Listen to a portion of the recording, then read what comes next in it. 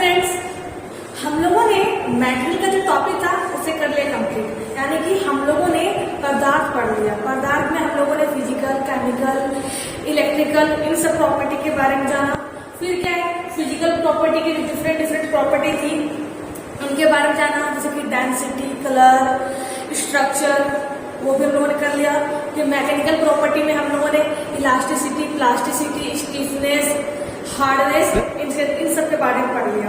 और कहा था कि अगले क्लास में यानी कि आज की क्लास में क्या करेंगे, कुछ नए टॉपिक के बारे में जानेंगे। लेकिन क्या है, नए टॉपिक को जानने से पहले क्या है, मटेरियल से रिलेटेड कुछ हम लोग क्वेश्चंस कर लेते हैं, कुछ मल्टीपल क्वेश्चंस कर लेते हैं, जिससे कि हमें आइडिया हो जाए कि पदार्थ से रिलेटेड, पदार्थ से संबंधित किस तरह के प्रश्न पूछे जाते हैं आपके एग्जाम में।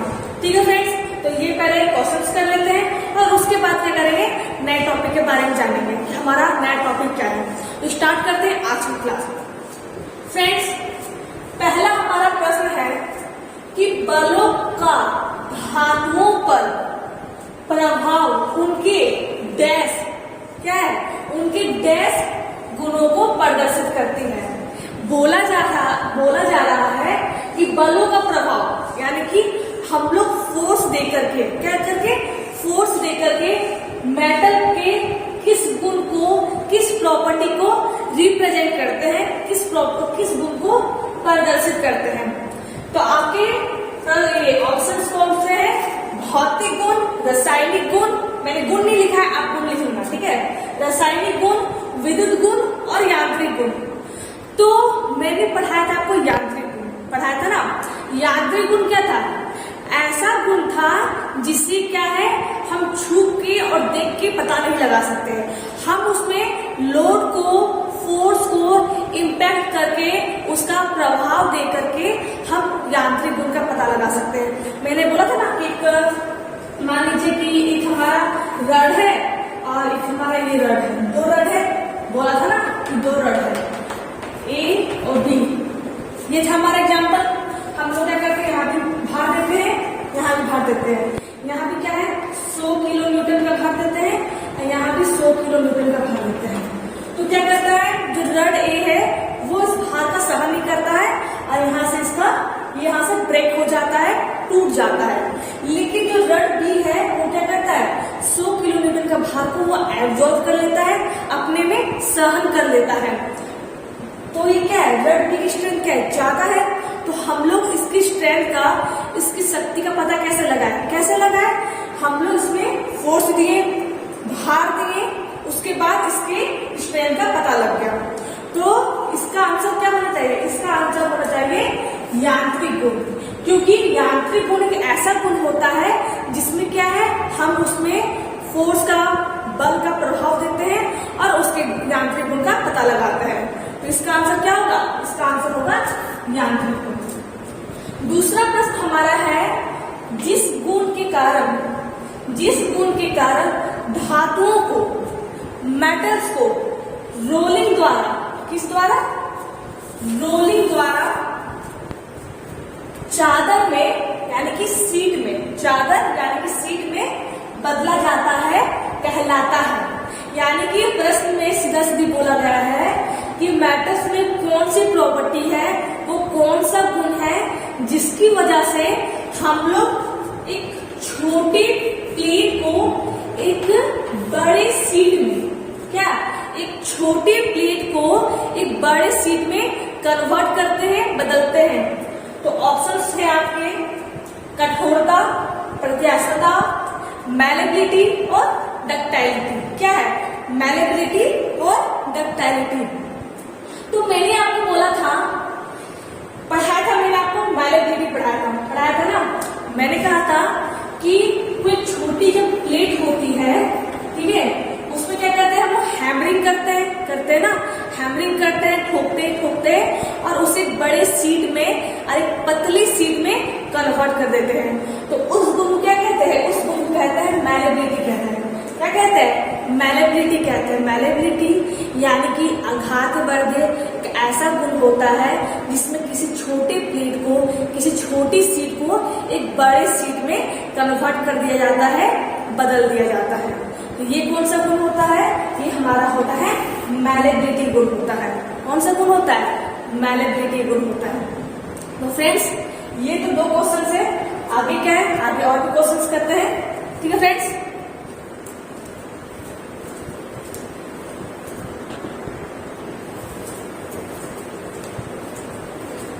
तो फ्रेंड्स अगला प्रश्न हमारा है क्वेश्चन नंबर 3। क्या है प्रश्न हमारा?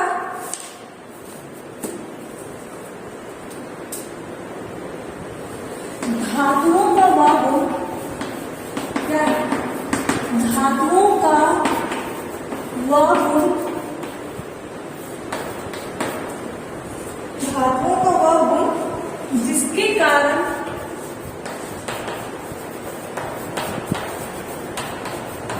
कारण उन्हें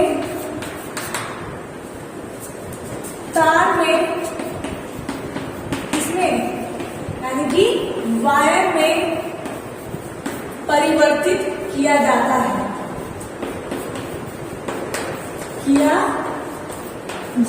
है, कहलाता है।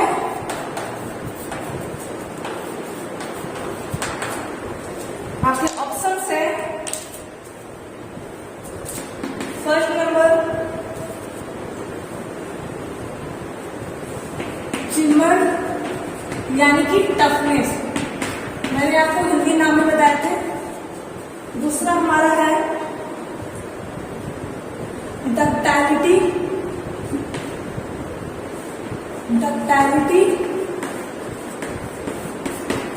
तीसरा हमारा प्रश्न है कठोरता। चौथा हमारा ऑप्शन है प्लास्टिसिटी। क्या है?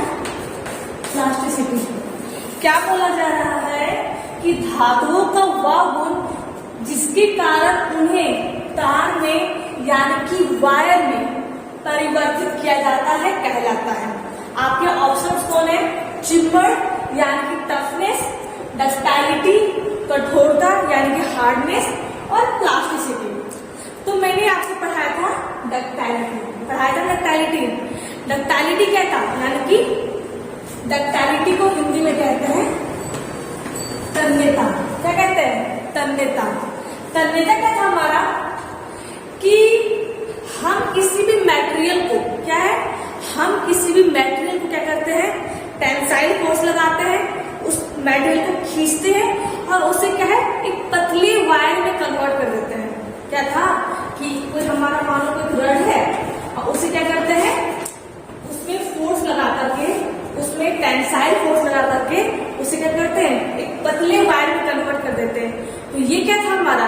ये हमारा गुण था डक्टाइलिटी का गुण, तन्यता गुण, जिससे हम क्या करते हैं, किसी भी ऑब्जेक्ट को एक पतले वायर में कन्वर्ट कर देते हैं। तो इसका आंसर क्या होगा? इसका आंसर होगा आपका डक्टाइलिटी यानी कि तन्यता। अगला प्रश्न हमारा है,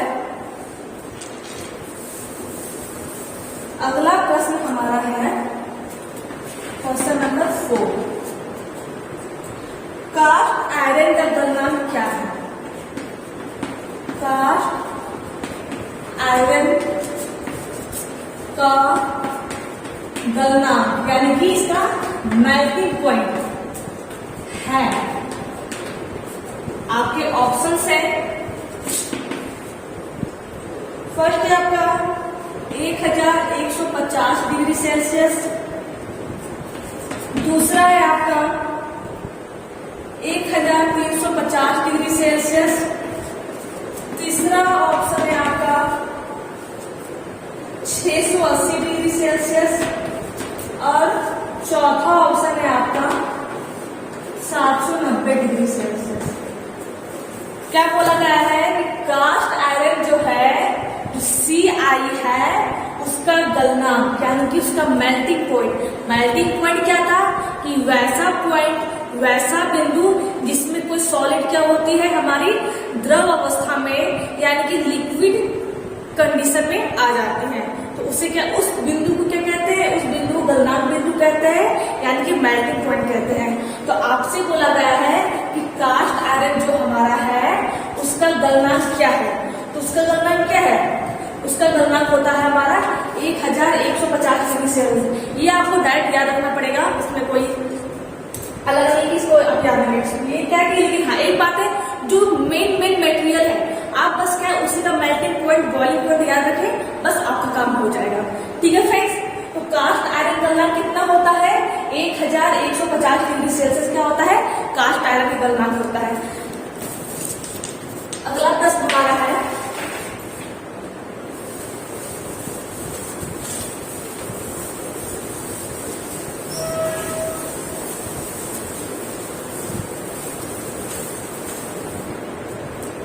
अगला प्रश्न हमारा है कि एल्यूमिनियम का गलनांक क्या है? Question number 5। एल्यूमिनियम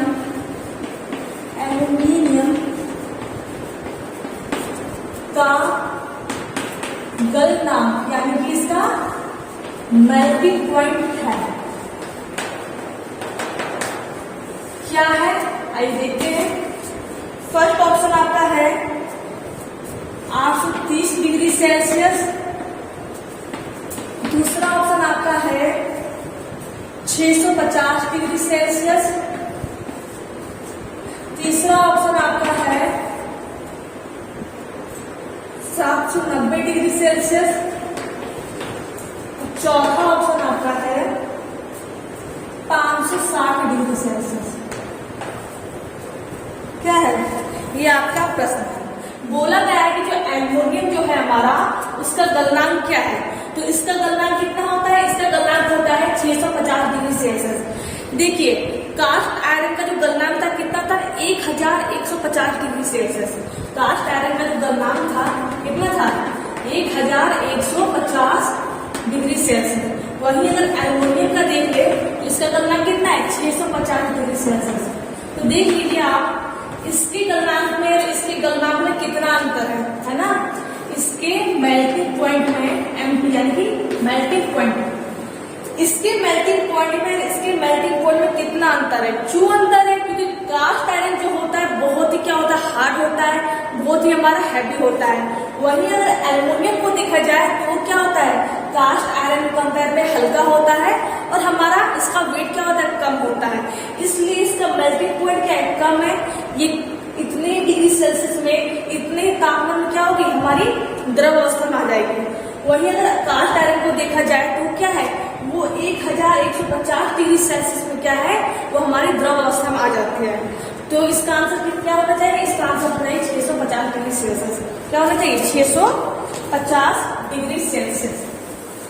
अगला प्रश्न हमारा है क्वेश्चन नंबर 6। बोला गया है तांबा यानी कि कॉपर, तांबा बिजली व ताप, तांबा क्या है? बिजली व ताप का अच्छा होता है। क्या अच्छा होता है? देखते हैं। तांबा बिजली और ताप का अच्छा होता है। आपके ऑप्शन है कुचालक,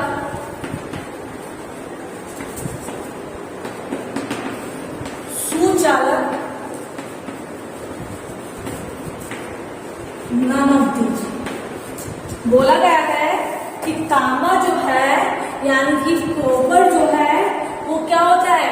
बिजली यानी कि इलेक्ट्रिसिटी और ताप यानी कि हीट का अच्छा होता है। तो मैंने आपको बोला था जो तांबा होता है वो क्या होता है? वो हमारा बिजली और ताप का यानी कि इलेक्ट्रिसिटी और हीट का क्या होता है? अच्छा सुचालक होता है। सुचालक क्या था? मैंने आपको बोला था कंडक्टर क्या होता है। मैंने बोला था कि मान लीजिए कॉपर की वायर क्या है? कॉपर की वायर है। अगर इसे हमने यहाँ पर हीट दे या फिर इसमें विद्युत दे तो क्या होता है? इसमें हीट का और इलेक्ट्रिसिटी क्या होता है? ट्रांसफर होता है। यानी कि इसमें उष्मा का और विद्युत का स्थानांतरण होता है। यानी कि हमारी ये जो बिजली या फिर ताप जो है एक बिंदु से दूसरे बिंदु पर पहुंच जाती है। तो कौन क्या होता है? हमारा ये सुचालक होता है। यानी कि क्या होता है? अच्छा गुड कंडक्टर होता है। क्या होता है? गुड कंडक्टर होता है। तो क्या है, तांबा बिजली क्या है, एक हमारा तांबा क्या है, बिजली होता आपका अच्छा सुचालक होता है।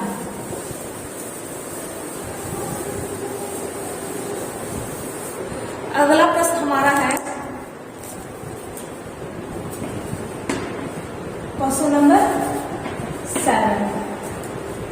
धातुओं का वह गुण क्या है, धातुओं का वह गुण जिसके कारण क्या होता है, जिसके कारण बर्तन बनते हैं, यानी कि जो बर्तन होते हैं जिसका हम लोग घर पे इस्तेमाल करते हैं वो बनते हैं, बनते हैं। ठीक है, तो फर्स्ट ऑप्शन क्या है हमारा, इलास्टिसिटी। दूसरा ऑप्शन हमारा है प्लास्टिसिटी। तीसरा ऑप्शन हमारा है हार्डनेस यानी कि कठोरता। और चौथा ऑप्शन हमारा है टफनेस। क्या है हमारा, बोला क्या है कि धातुओं का वह गुण जिसके कारण क्या है, बर्तन बनते हैं। क्या बनते हैं, बर्तन बनते हैं। तो मैंने पढ़ाया था वो प्लास्टिसिटी, पढ़ाया था प्लास्टिसिटी। प्लास्टिसिटी क्या था कि मान लो कि कोई हमारी क्या एक ऑब्जेक्ट है, क्या है, कोई हमारी रड है, क्या है, रड है। इसमें क्या करेंगे हम लोग, टेंसाइल फोर्स लगाएंगे। इसकी लेंथ कितनी है, 50 मीटर है।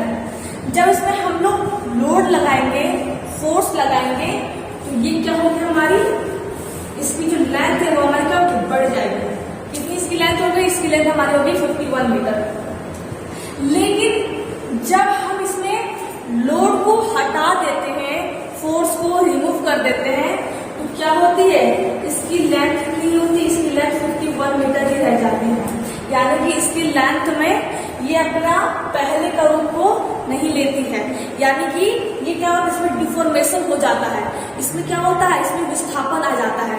हम लोग एक रड पे हम लोगों ने लोड लगाया, लगाते गए, उसकी लेंथ में चेंज होता गया, उसकी लेंथ में वृद्धि होती गई। लेकिन जैसे ही हम लोग लेंथ को हटा दिया, वो क्या है, उसी लेंथ को उसने प्राप्त कर लिया। यानी कि उसमें क्या होगा, डिफॉर्मेशन हो जाए। तो कौन सा गुण होता है हमारा, प्लास्टिसिटी का होता है। तो जो बर्तन होते हैं, जाहिर सी बात है कुछ मटेरियल्स होते होंगे, उसे हम लोग क्या करते हैं, अलग अलग शेप देते हैं ना। और वो क्या करता है, उसी शेप को, उसी आकार को अपना लेता है। ये कौन सा गुण होगा, ये हमारा होगा प्लास्टिसिटी का गुण। कौन सा गुण होगा हमारा, प्लास्टिसिटी गुण। अगला प्रश्न हमारा है क्वेश्चन नंबर 8। धातुओं का वह गुण, धातुओं का वह गुण जिसके कारण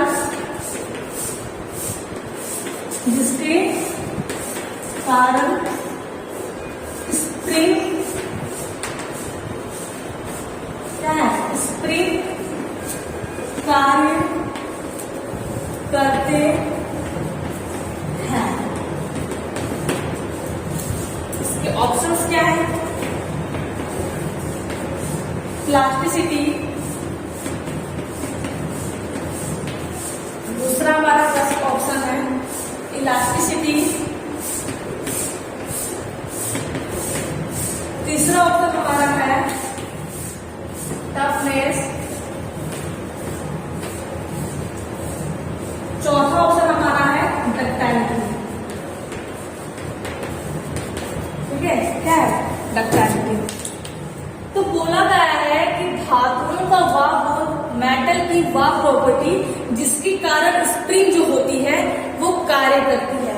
मैंने बोला था इलास्टिसिटी पढ़ाया था ना।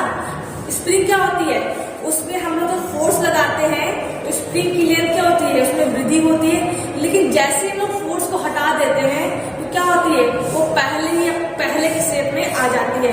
मान लो क्या है, ये हमारी क्या स्प्रिंग है ना, इसे हम लोगों ने क्या किया, इसमें हम लोगों ने फोर्स लगाया, इसके लेग क्या हो गया, इंक्रीमेंट हो गया, लेकिन क्या लगाया, फोर्स लगाया, लेकिन जैसे हम लोग को क्या करते हैं, हम लोग फोर्स को हटा देते हैं तो हमारी पहले के शेप में ही आ जाती है। तो ये कौन सा गुण होता है, ये हमारा होता है इलास्टिसिटी गुण होता है। कौन सा गुण होता है, प्रत्यास्थता गुण होता है। यानी कि क्या करता है, वो हमारे पहले के ही, उसमें डिफॉर्मेशन नहीं होता है, वो हमारे पहले की लेंथ को यानी कि अपने एक्चुअल लेंथ पर, अपनी वास्तविक लंबाई पर आ जाता है। तो इस गुण को क्या कहते हैं, इलास्टिसिटी कहते हैं, प्रत्यास्थता कहते हैं। लास्ट 2 क्वेश्चंस है।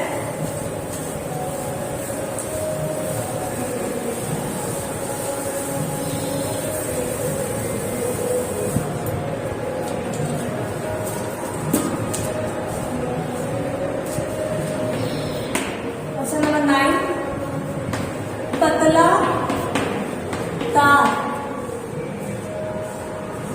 इस धातु का नहीं खींचा जा सकता, इस धातु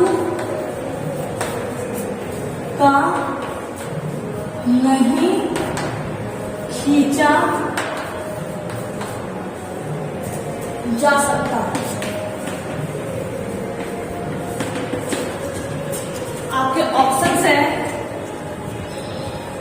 एल्युमिनियम, मैं शॉर्ट में लिखती हूँ एल्युमिनियम, दूसरा ऑप्शन आपका है कास्ट आयरन, CI यानी कि C for cast, I for iron. तीसरा ऑप्शन आता है पीतल। चौथा ऑप्शन आता है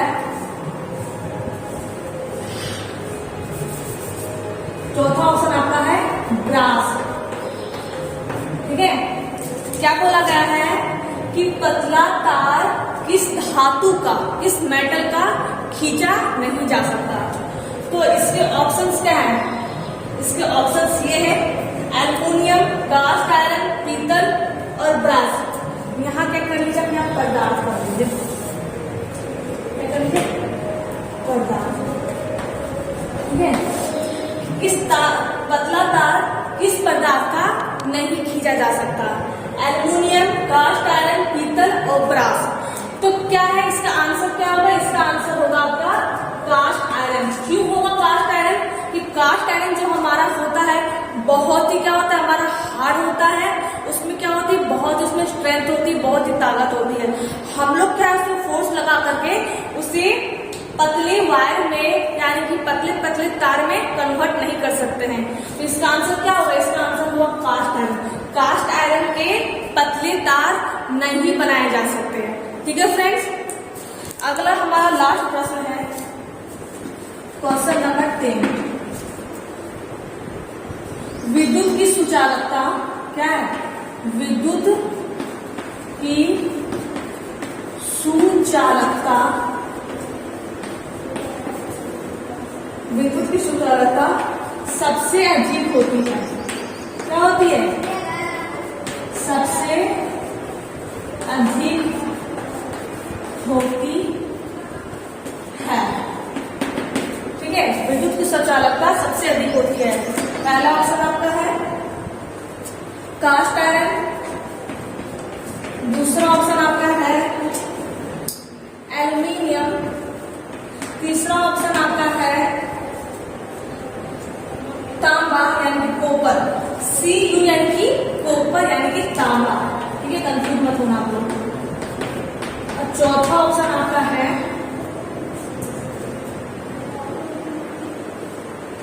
हाई कार्बन स्टील।